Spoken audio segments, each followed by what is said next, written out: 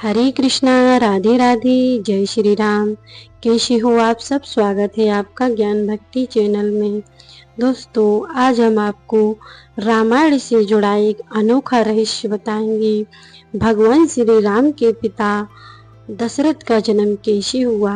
दोस्तों, आप यह तो जानते ही होंगे कि महाराज दशरथ के पिता का नाम अज था, लेकिन आज के यहाँ महाराज दशरथ का जन्म कैसे हुआ, यह मैं आज आपकी इस वीडियो में बताऊंगी।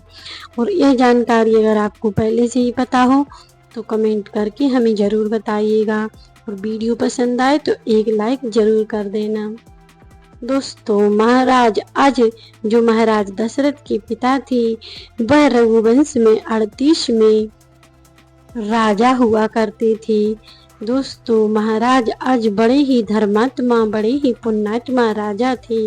रघुकुल में जितने भी राजाओं ने अवतार लिया वह बड़े ही धर्मात्मा थे, और उनके पुण्य के प्रताप से ही रघुकुल में भगवान श्री राम ने जन्म लिया था। तो एक बार की बात है कि महाराज आज भगवान भोलेनाथ का पूजन अभिषेक कर रहे थे। उसी समय महाराज अज को रावण मारने के लिए आया था। तब उसने देखा कि अज ने भगवान का पूजन अभिषेक करके जल आगे की तरफ न छिड़क कर पीछे की तरफ फेंक दिया। यह देखकर रावण आश्चर्यचकित हो गया और कहने लगा कि आपने ऐसा क्यों किया कि जल आगे न समर्पित करके भगवान भोलेनाथ को और पीछे की ओर समर्पित किया है। हे महाराज, इसका क्या कारण है? तब राजा अज कहने लगे, हे रावण, जब मैं भगवान भोलेनाथ के ध्यान में बैठा हुआ था तब मैंने देखा कि यहाँ से जंगल में 1 योजन पर एक गाय घास चर रही थी। उस गाय के लिए शेर मारने के लिए, खाने के लिए आ रहा था। यह देखकर मैंने जल भगवान पर न समर्पित करके पीछे फेंक दिया, जिससे मेरा जल बाण के रूप में उस गाय की रक्षा करने के लिए चला गया, और वह बाण शेर के लिए जाकर लगा है। आगे यदि आपको यकीन ना हो तो आप जाकर देख सकते हो। जब रावण ने देखा तो जिस जंगल में जाकर देखा तो गाय घास चर रही थी, और वहां पर एक शेर घायल बाणों से छिदा हुआ पड़ा था। यह देखकर रावण आश्चर्य हो गया और उसने सोचा यह बहुत ही सिद्ध कोई पुरुष है, इसे जीतना असंभव नहीं है। ऐसा सोचकर रावण वापस चला गया और उसने महाराज अज के लिए नहीं मारा। एक समय की बात है कि एक बार महाराज अज एक सुंदर वन में विहार करने के लिए गए। वहां देखा तो एक तालाब में एक सुंदर कमल का फूल बह रहा था। यह देखकर महाराज अज उस फूल को पकड़ने के लिए तालाब में उतर गए और वह फूल पकड़ने लगे। लेकिन ये क्या था कि जितने दूर महाराज आज उसे पकड़ने के लिए जाती, वह फूल और आगे बढ़ता जाता था। इस तरह महाराज उसे बहुत पकड़ने की कोशिश करने लगे, लेकिन वह फूल उनके हाथ में नहीं आया।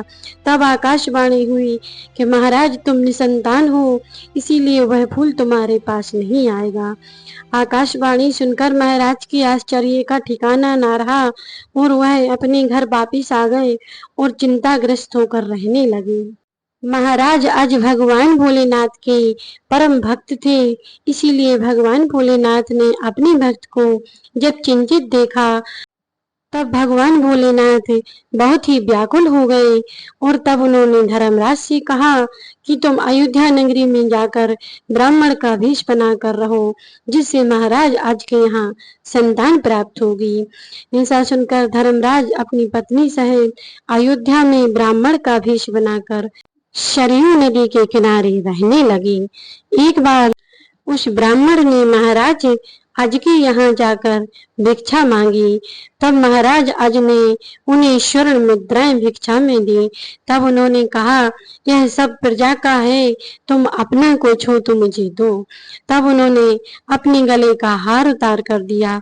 तब उन्होंने कहा कि तुम्हारा जो राजपाट धन है सब प्रजा का है, तुम अपना कुछ दो, मुझे तुम्हारा अपना कुछ चाहिए। तब महाराज आज सोच में पड़ गए कि आज तक हमारे द्वार से कोई बिना भिक्षा के नहीं गया है और आज पहली बार यह ब्राह्मण हमारे यहाँ से खाली हाथ लौटेगा। तब उन्होंने क्या किया, एक मजदूर का वेश बनाकर एक लोहार के यहाँ काम करने लगे और दिन भर काम करने के बाद उन्हें 1 टका दिया उस लोहार ने, जिसे लेकर वह ब्राह्मण के यहाँ दान में देने के लिए चले गए। तब ब्राह्मण घर पर नहीं था, तो राजा ने उसकी पत्नी को वह टका देकर कहा कि यह ब्राह्मण के लिए दान में मैंने दिया है। तब जब ब्राह्मण घर पे आया तो उसकी पत्नी ने कहा कि महाराज ने यह टका तुम्हें दान में दिया है। तब ब्राह्मण ने उस टके को वहां जमीन पर फेंक दिया और देखा तो वह टका जमीन के अंदर चला गया। तब ब्राह्मण ने वहां गड्ढा खोदा तो वहां से एक रथ निकला और वह रथ आकाश मार्ग को चला गया। फिर ब्राह्मण ने और खोदा तो दूसरा रथ निकला और फिर तीसरा रथ निकला। इस प्रकार 9 रथ निकल चुके। तब अंत में एक रथ निकला जिस पे एक बालक बैठा हुआ था। उस बालक को देखकर ब्राह्मण बहुत खुश हुए और उन्होंने महाराज को जाकर दिया और कहा, यह तुम्हारा बालक है जो उस टके से हुआ था। ब्राह्मण ने सारी कहानी राजा को बतलाई और कहा कि यह दशरथ के बाद हुआ है यह बालक, इसीलिए इसका नाम दशरथ होगा। यह सुनकर महाराज आज बड़े खुश हुए और अपने पुत्र को देखकर बहुत खुशी खुशी उन्होंने अपने गले से लगा लिया। जब महाराज दशरथ चक्रवर्ती राजा हुए थे तब उन्होंने एक ही रथ से 10 दिशाओं के राजाओं को जीत लिया था, ऐसा माना जाता है, इसीलिए भी उनका नाम दशरथ पड़ा था। तो ये थी महाराज दशरथ की कहानी। आपको कैसी लगी कमेंट करके जरूर बताइएगा। वीडियो आपको अच्छी लगी हो तो कमेंट बॉक्स में जय श्री राम जरूर लिख देना और चैनल को सब्सक्राइब कर लेना। मिलते हैं नेक्स्ट वीडियो में, तब तक के लिए जय श्री राम।